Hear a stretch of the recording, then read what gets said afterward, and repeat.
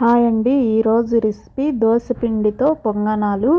దోసపిండి ఒక్కటి ఉంటే చాలు, పిల్లలకి ఈజీగా స్నాక్స్ చేసి ఇవ్వచ్చు.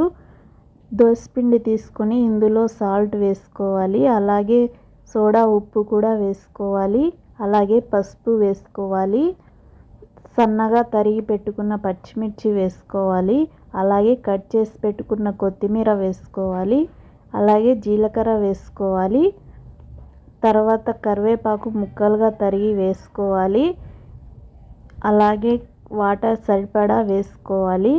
ఈ మిశ్రమాన్ని అంతటిని బాగా కలుపుకోవాలి.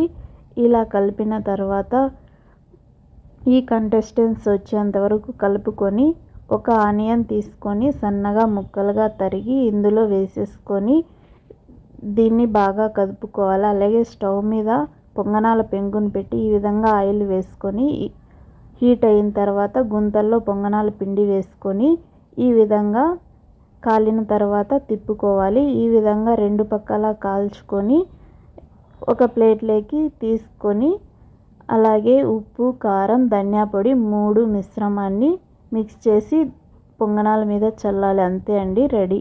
వీటిని ఎర్ర కారంతో సర్వ్ చేసుకుంటే చాలా టేస్టీగా ఉంటాయి. ఆ వీడియోస్ మీకు నచ్చినట్లయితే లైక్, షేర్, సబ్స్క్రైబ్ ప్లీజ్.